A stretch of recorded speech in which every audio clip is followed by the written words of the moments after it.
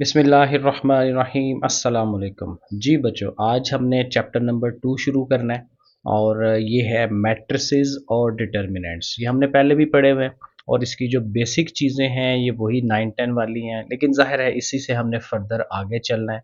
यहाँ पे जो सबसे बड़ी चीज़ जो ये आती है ना कि हमारे जो डिटर्मिनेंट्स हैं वो 2 बाय 2 के नहीं रहते, उससे आगे चले जाते हैं, 3 बाय 3 के होते हैं, इवन के 4 बाय 4 के भी होते हैं। तो अभी ज़रा शुरू में बेसिक चीज़ें जो हैं वो ज़रा एक दफ़ा रिवाइज़ कर लेते हैं। देखें सबसे पहले कि मैट्रिक्स है क्या? और देखें इम्पॉर्टेंट बात ये है कि आपने हमेशा कंसेप्चुअल चीज़ें समझनी है। आपका जो पेपर है सिर्फ़ एक बुक में से नहीं आना, कहीं से भी सवाल आ सकते हैं। तो ये किसी एक बुक के सवाल या एक्सरसाइज़ के सवाल पे नहीं रहना, आपको ओवरऑल आइडिया होना चाहिए चीज़ों का ज़्यादा से ज़्यादा। ठीक है, सो चलें इसको शुरू करते हैं। देखिए मैट्रिसेस की जो डेफिनेशन हम करते हैं आम रूटीन में, वो हम क्या कहते हैं कि हम चीज़ों को अरेंज करते हैं। अरेंजमेंट होती है आम तौर पे नंबर्स की होती है, उसके अलावा भी हो सकता है, इसीलिए मैंने ईटीसी लिखा है। Arrangement of numbers etc in rows and columns. Rows यानी कितारों और कॉलमों की शक्लों में हम उसको लिखते हैं। ठीक है ना? रोज़ आपको पता था इस तरह से होती हैं, कॉलम्स ऊपर से नीचे की तरफ होते हैं। ये हमने 9 में पढ़ा हुआ है। ठीक है, तो उसमें खाली नंबर्स नहीं हो सकते, 1 2 3 के अलावा एक्स वाई जेड भी हो सकते हैं, एबीसी भी हो सकता है, कुछ और पॉइंट्स में नंबर हो सकते हैं, कुछ भी चीज़ें हो सकती हैं। अब इसमें देखें सबसे पहले आता था ऑर्डर। ऑर्डर क्या था कि रोज़ कितनी हैं और कॉलम्स कितने हैं। नंबर ऑफ रोज़ दरमियान में हम बाय लिखते हैं और आगे नंबर ऑफ कॉलम्स लिखते हैं। आगे ये चीज़ें आ जाएंगी। फिर उसके बाद इक्वालिटी है। इक्वालिटी में हमें ये बताना है कि दो मैट्रिसेस जो हैं वो कब एक दूसरे के बराबर होते हैं। तो उसके लिए ये दो कंडीशंस थी कि एक तो उनका ऑर्डर सेम हो और उनके जो आमने सामने वाले जो एलिमेंट्स हैं जिनको कॉरस्पॉन्डिंग एलिमेंट्स कहते हैं वो आपस में बराबर होने चाहिए। ठीक है जी। उसके बाद रो मैट्रिक्स क्या होता है या कॉलम मैट्रिक्स क्या होता है वो हमें पता है, या मैं एक छोटा सा आपको बना देता हूँ। रो मैट्रिक्स फॉर एग्जांपल ये वाला है। ठीक है, कॉलम मैट्रिक्स जो है वो इस तरह से है, ऐसे करके। तो कॉलम में सिर्फ एक ही कॉलम होता है, रो मैट्रिक्स में सिर्फ एक ही रो होती है। और इन मैट्रिसेस को वेक्टर्स भी कहते हैं। ये आगे फर्दर जो स्टडीज़ है वहाँ पे ये इस्तेमाल होते हैं। फर्दर इसकी जो प्रैक्टिकल एप्लीकेशंस है ना वहाँ आते हैं, जिससे इनको वेक्टर्स का भी नाम देते हैं। ठीक है, रो वेक्टर भी इसको कहा जाता है, कॉलम वेक्टर भी कहा जाता है। उसके बाद स्केयर मैट्रिक्स। तो स्केयर मैट्रिक्स का आपको पता है कि उसका जो ऑर्डर है उसमें रोज और कॉलम्स जो हैं वो बराबर होते हैं। जैसे हम यहाँ ये लिखते हैं 1 2 3 4, तो आप इसमें देखें दो रोज हैं और दो कॉलम्स हैं। ठीक है, इसी तरह अगर आपके पास एक सिंगल एलिमेंट है तो सिंगल एलिमेंट में भी देखें ऐसे रो जानी होती है ना, और ऐसे आके कॉलम आना होता है, तो एक रो बनती है एक कॉलम बनता है। तो ये 1 बाय 1 है ऑर्डर इसका। लेकिन ये भी क्या है, ये स्केयर है। इसी तरह 3 बाय 3 का 4 बाय 4 का भी हो सकता है। तो इसको हम स्केयर मैट्रिक्स कहते हैं। उसके बाद रेक्टेंगुलर मैट्रिक्स। तो रेक्टेंगल के अंदर हमें पता है कि वो रेक्टेंगल की शक्ल में होता है और मेन पहचान यही है कि उसकी रोज और कॉलम्स जो हैं वो बराबर नहीं होते। ठीक है ना, ऐसे करके थ्री, इसमें दो रोज हैं और तीन कॉलम्स हैं। तो जहाँ पे भी वो इक्वल नहीं होंगे वो रेक्टेंगल कहलाएगा। और ज़ीरो या नल मैट्रिक्स तो ज़ाहिर है वही था कि जिसके सारे के सारे एलिमेंट्स जो हैं वो ज़ीरो होते हैं। शक्ल जो मर्जी हो उसकी, रो की शक्ल में है, कॉलम की शक्ल में है, रेक्टेंगुलर है, कोई भी शक्ल हो, बट सारे एलिमेंट्स अगर ज़ीरो हैं तो उसको ज़ीरो या नल मैट्रिक्स का नाम देते हैं। उसके बाद जब एक मैट्रिक्स बना होता है तो उसका जो डायगोनल है वो कौन होता है?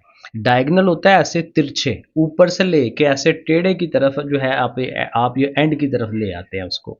तो ये जो हमारे पास ऐसे ये तरतीब बन रही है ना, ये डायगोनल होता है किसी मैट्रिक्स का। और ये साथ ही देखें, ये पहचान भी आप लिख लें, देख लें इसको कि मैट्रिक्स को लिखते कैसे हैं। देखें मैंने लिखा A11 A12 A13 21 22 23। ये बेसिकली इनकी पोजीशंस होती हैं कि ये वाला जो एलिमेंट है वो किस पोजीशन में है। 1 2 का मतलब ये होता है कि वो पहली रो में है और दूसरे कॉलम में है, first row and second column. ठीक है, ये बड़ी इंपॉर्टेंट चीज़ है। और इसको जनरल फॉर्म में हम ऐसे लिखते हैं A I J। ठीक है ना, A I J, आई का मतलब आयत, यानी कोई भी 1 2 3 रो हो सकती है और जेथ कॉलम है। तो ये उसकी पोजीशन जो है वो हम ऐसे बता सकते हैं। तो ऐसे करके, तो ये जो चीज़ है ये हमारा, इसको हम कहते हैं मेन डायगोनल। Main diagonal. और जो इस साइड पे चीज़ ये है तो ये भी डायगोनल, ऐसे इस तरफ को करके। ठीक है, तो ये इसको हम मेन नहीं कहेंगे, ये असल जो हमारा डायगोनल है वो ये वाला है, इसको हम कहते हैं सेकेंडरी। ठीक है, सेकंड वाला, बाद वाला, जिसकी ज़्यादा अहमियत नहीं है। सो मेन अहमियत हमारी ये वाले की होती है जिसको हम मेन डायगोनल का नाम देते हैं। अब यहीं से फिर हमारे पास ये एक फैमिली जो है वो तीन मैट्रिसेस की आ जाती है। एक को हम डायगोनल मैट्रिक्स कहते हैं। सो डायगोनल में ये है कि ये जो मेन डायगोनल वाले एलिमेंट्स हैं ये नॉन ज़ीरो होते हैं और बाकी ऊपर और नीचे सारे के सारे एलिमेंट्स ज़ीरो होते हैं, और ये डायगोनल है। अब डायगोनल में एक बात ध्यान रखनी है कि ये जो मेन डायगोनल के ना सारे के सारे एलिमेंट नॉन ज़ीरो होना ज़रूरी नहीं है। फॉर एग्जांपल ये जो 3 है ये ज़ीरो हो सकता है, इवन कि ये 2 भी ज़ीरो हो सकता है। कम से कम एक नंबर तो ऐसा हो जो नॉन ज़ीरो हो डायगोनल के अंदर। ठीक है, तो फिर वो डायगोनल में होता है। तीनों हो सकते हैं, 2 हो सकते हैं, 1 भी हो सकता है। ठीक है ना कुछ नॉन ज़ीरो, ज़ीरो के बगैर वाला नंबर होना चाहिए। बाकी ऊपर और नीचे ये तो ज़ीरो लाजमी होने चाहिए। इसी का छोटा भाई जो है वो स्केलर है, और स्केलर हम उसी को कहते हैं कि हमारे जो डायगोनल्स हैं वो सारे के सारे आपस में बराबर हो जाते हैं। तो वो जो हमारा स्केलर मैट्रिक्स है, और आइडेंटिटी जो है उसी से भी फर्दर आगे है कि वो बराबर तो होते हैं लेकिन वो वन वन होने चाहिए लाजमी, वन के अलावा नहीं। वन वन अगर एग्जैक्ट वन वन आ गए हैं तो हम इसको आइडेंटिटी मैट्रिक्स का नाम देते हैं। अब ये कुछ नई चीज़ें होंगी, इनको हम कहते हैं अपर ट्राइएंगुलर और लोअर ट्राइएंगुलर। अब इसका मतलब क्या है? इसका मतलब ये है कि ये जो हमारे मेन डायगोनल एलिमेंट्स हैं ना, उससे ऊपर ऊपर नॉन ज़ीरो एलिमेंट्स होने चाहिए, और उससे नीचे नीचे जो हैं ये सारे ज़ीरो होने चाहिए लाजमी। ठीक है, ये नीचे जो है अगर ज़ीरोज़ हों डायगोनल के नीचे, ठीक है, और ऊपर सारे नॉन ज़ीरोज़ हों तो इसको हम कहते हैं ये अपर ट्रायंगुलर है। और इसी का फिर उल्ट हो जाएगा कि ऊपर ऊपर ज़ीरो हों और जो मेन डायगोनल है उसके नीचे या मेन डायगोनल खुद भी वो सारे नॉन ज़ीरोज़ हों तो उसको हम फिर क्या कहते हैं, लोअर ट्रायंगुलर। ठीक है, और जाहिर है कि अगर ये कोई भी एक शेप है तो इसको ट्रायंगुलर कहेंगे कि भाई ट्रायंगुलर है। वो अगली बात होती है कि वो अपर है या लोअर है। ठीक है, तो अपर में आपने क्या याद रखना है कि जो नॉन ज़ीरोज़ हैं वो ऊपर है, और लोअर में नॉन ज़ीरोज़ जो हैं वो नीचे होते हैं। उसके बाद ज़ाहिर है ट्रांसपोज़ लेना होता है। ट्रांसपोज़ आपको पता होना चाहिए, रोज़ को कॉलम्स में कन्वर्ट कर देते हैं। एक छोटा-सा काम मैं आपको कर देता हूँ।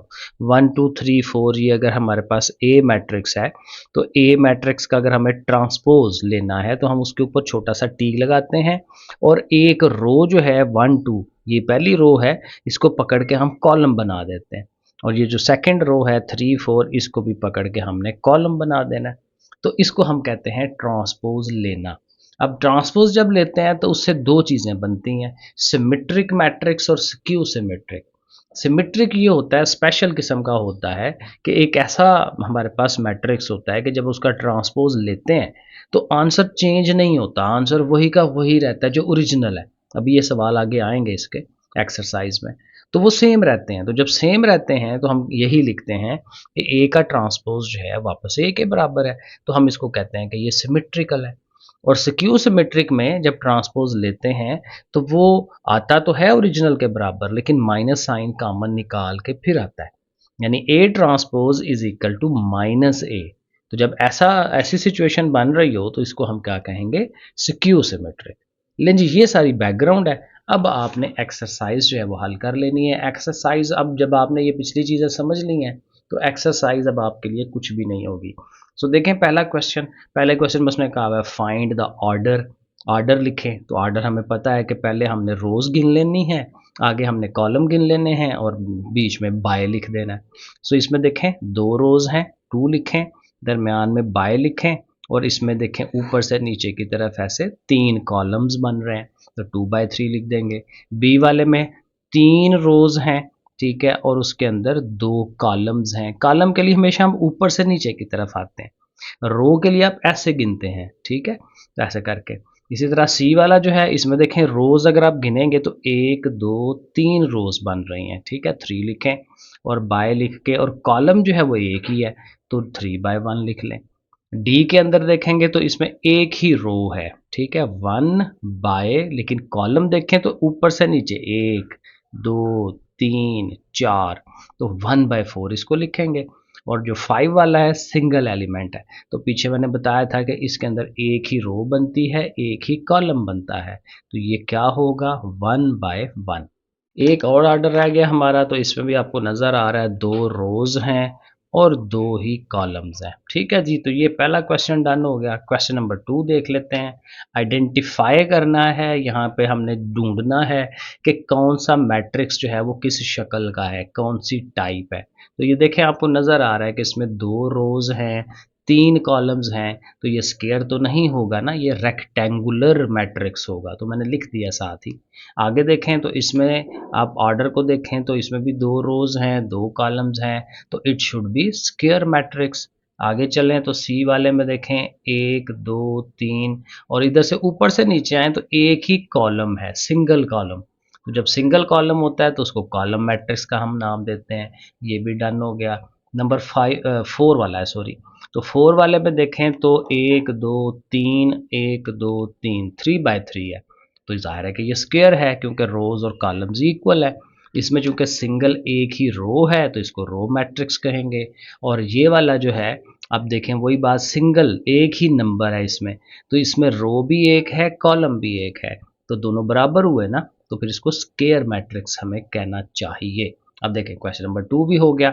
क्वेश्चन नंबर 3 में भी हमने आइडेंटिफाई ही करना है, ढूंढना है, बताना है कि कौन सा जो मैट्रिक्स है वो किस तरह का है, टाइप क्या है उसकी। तो यहाँ देखें, आपको नज़र आ रहा है कि ये जो डायगोनल है उसके ऊपर वाले एलिमेंट्स ज़ीरो हैं, तो फिर नीचे बन रही है ना नॉन ज़ीरो चीज़ें, तो इसको हम कहेंगे कि ये लोअर ट्रायंगुलर मैट्रिक्स होना चाहिए इसको।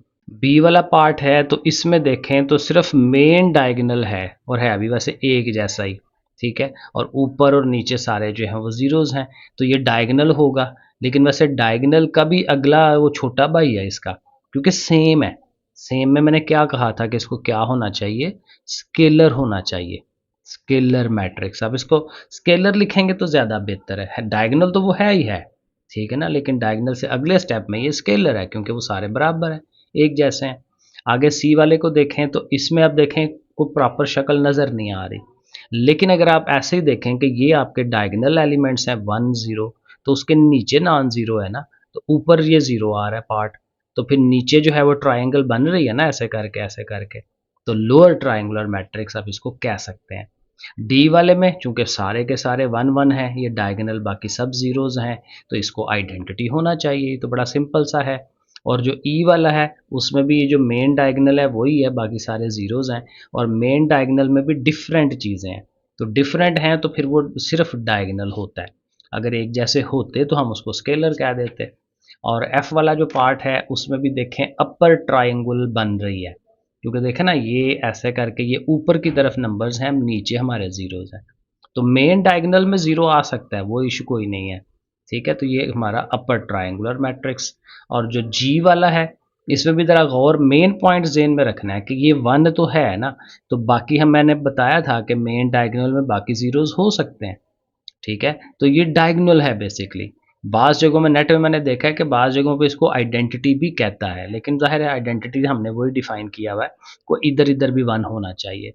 तो आप इसको डायगोनल ही कहें तो ज़्यादा बेहतर है, ठीक है। और आखिरी वाला जो है ये तो स्केलर पता चल रहा है क्योंकि 2-2 जो हैं ये डायगोनल वाले एक जैसे हैं, तो इसको स्केलर होना चाहिए। लो जी, क्वेश्चन नंबर 4 है और यहाँ सिंपल सा उसने कहा भाजी भाई इनके ट्रांसपोजेज लें और देखें कि कोई सिमेट्रिक आता है या स्क्यू सिमेट्रिक आता है कि नहीं आता, जो भी है। सो बेसिकली ट्रांसपोज लेने हैं।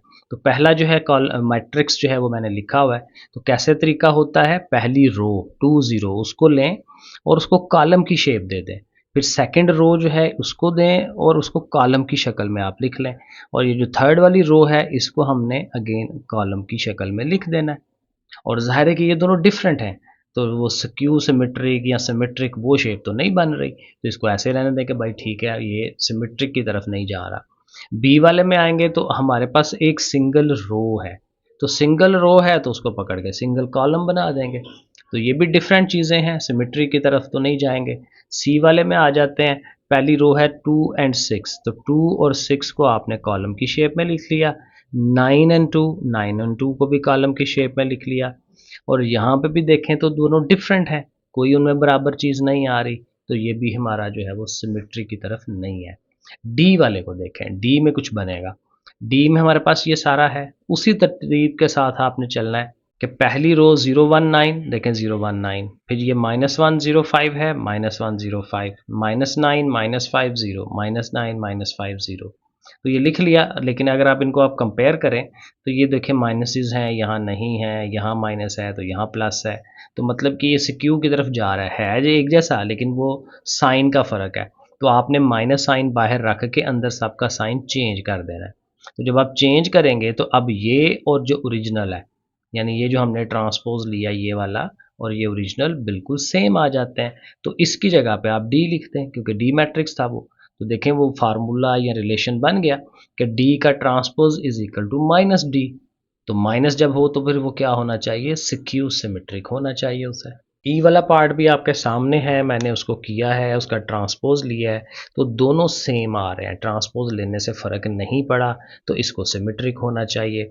और एफ़ वाला जो है वो भी ट्रांसपोज लिया है, लेकिन वो डिफरेंट आ रहे हैं, ठीक है, कोई माइनस का चक्कर भी नहीं है, तो इसको हम कोई सिक्यू या सिमेट्रिक की तरफ नहीं लेके जाएंगे, वो ऊपर वाला ही था। तो बस यहाँ तक ये हमारी एक्सरसाइज हो गई। नेक्स्ट इंशाल्लाह 2.2 करते हैं। ओके, अल्लाह हाफिज़।